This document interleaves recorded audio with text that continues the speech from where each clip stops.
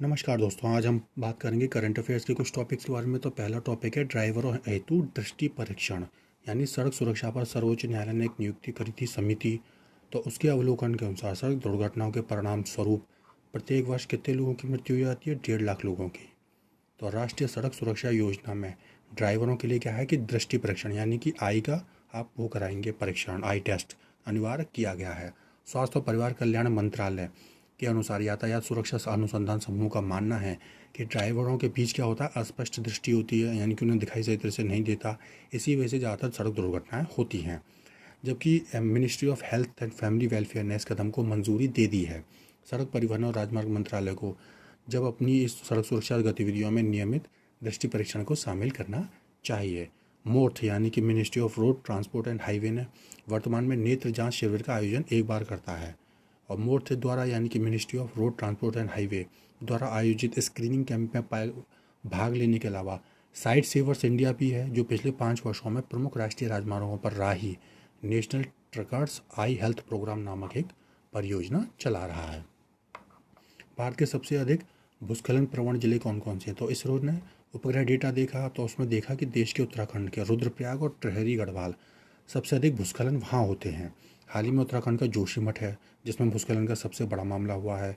अन्य उदाहरणों में 2013 में केदारनाथ में आपदा हुई और 11 में सिक्किम में भूकंप हुआ है, उसमें भूस्खलन हुआ। वैश्विक स्तर पर प्राकृतिक जो आपदाएं होती हैं उसमें होने वाली मौतों में भूस्खलन तीसरे स्थान पर है। भारत उन 4 प्रमुख देशों में शामिल है जहां भूस्खलन का खतरा सर्वाधिक है।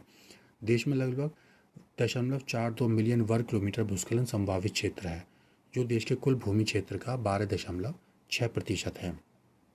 तो ये है उत्तराखंड का एरिया जहाँ पर लैंडस्लाइड रिकॉर्ड की गई हैं 1998 से 2022 के बीच में। काली कलर की जो है वो डिस्ट्रिक्ट की बाउंड्री हैं और रेड कलर ये दिखाता है, जैसे कि आप यहाँ देख सकते हैं कि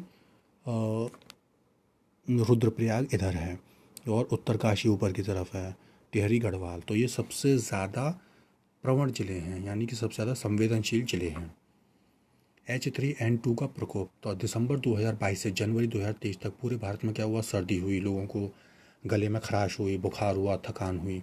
तो उनमें सांस की बीमारी का प्रकोप भी देखा गया। तो Indian council of medical research यानी कि ICMR के अनुसार इन्फ्लुएंजा का एक सब वेरिएंट था जिसका नाम था H3N2, ये बीमारी का कारण रहा है। यह वायरस इन्फ्लुएंजा के सब टाइप्स की तुलना में अस्पताल में अधिक मरीजों के भर्ती होने का कारण बना। इसके टाइप भी हैं ABCD। तो मौसमी इन्फ्लुएंजा के 4 अलग हैं। जब इन्फ्लुएंजा A और V वायरस फैलते हैं तो उसके परिणामस्वरूप बीमारी का वार्षिक प्रकोप देखने को मिलता है।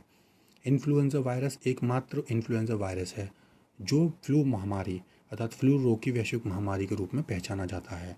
WHO ने जून 2009 में H1N1 को महामारी घोषित किया। स्वाइन फ्लू का प्रकोप इसका दूसरा सामान्य रूप है।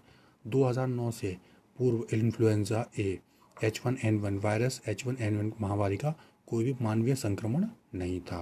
तो ये याद रखना है कि H1N1 को महामारी का घोषित किया WHO ने 2009 में। फिर इसके बाद क्या है कि आनुवांशिक अध्ययनों के अनुसार इन्फ्लुएंजा वायरस पशुओं के माध्यम से फैलता है, जो मौसमी वायरस H1N1 वायरस से संबंधित नहीं है। हालांकि भारत में वर्ष 2013 में एक महत्वपूर्ण स्वाइन फ्लू नामक महामारी की पहचान भी की गई थी। और H3N2 इन्फ्लुएंजा को क्या कहते हैं? हांगकांग फ्लू भी कहा जाता है। अट्टूकल पोंगल क्या है? तो विश्व में महिलाओं का सबसे बड़ा महोत्सव के माने जाने वाले इस त्यौहार में लगभग 15 लाख महिलाओं ने तिरुवनंतपुरम केरल के वार्षिक अट्टूकल पोंगल उत्सव में भाग लिया। तो इस उत्सव में केरल के तिरुवनंतपुरम में अट्टूकल भगवती मंदिर के देवता को चावल से बनी मिठाई पोंगल चढ़ाई जाती है। इस 10 दिवसीय इस उत्सव का मुख्य आकर्षण क्या है कि 9वें दिन ये चढ़ाई जाने वाली सामूहिक भेंट है, जहाँ राजधानी में प्रदेश भर से क्या होता है, बड़ी संख्या में महिलाएं पहुंचती हैं। 2009 में इस अनुष्ठान में एक ही दिन में महिलाओं की सबसे बड़ी धार्मिक सभा लगी, जिसे Guinness book of world record में शामिल करा गया, जब इसमें 2.5 मिलियन से अधिक महिलाओं यानी 25 लाख से अधिक महिलाओं ने भाग लिया। ये अट्टूकल जो मंदिर है उसको महिलाओं का सबरीमाला कहा जाता है, क्योंकि यहाँ केवल महिलाएं अनुष्ठान करती हैं, जबकि सबरीमाला में मुख्य रूप से पुरुष ही भगवान आयप्पा के पहाड़ी मंदिर की तीर्थ यात्रा करते हैं। फिर अंतर्राष्ट्रीय महिला दिवस है जो कि 8 मार्च को मनाया जाता है।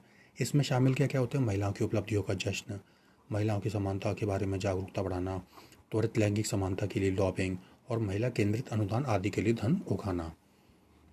फिर इसकी थोड़ा सा हिस्ट्री देख लेते हैं कि महिला दिवस पहली बार 1911 में क्लारा जेटकिन ने मनाया था, जो कि एक जर्मन महिला थी। फिर इस उत्सव की जो शुरुआत थी पूरे यूरोप और उत्तरी अमेरिका में श्रमिक आंदोलन के दौरान हुई, लेकिन 8 मार्च को ही 1913 में मनाया गया और तब से मनाया जाता है। संयुक्त राष्ट्र ने उसे 1975 में पहली बार मनाया। 1977 में क्या करा, संयुक्त राष्ट्र महासभा ने अपनी ऐतिहासिक और राष्ट्रीय परंपराओं के अनुसार सदस्य देशों द्वारा किसी भी दिन मनाए जाने वाले महिला अधिकारों और अंतर्राष्ट्रीय शांति के लिए संयुक्त राष्ट्र दिवस की घोषणा करते हुए एक प्रस्ताव अपनाया।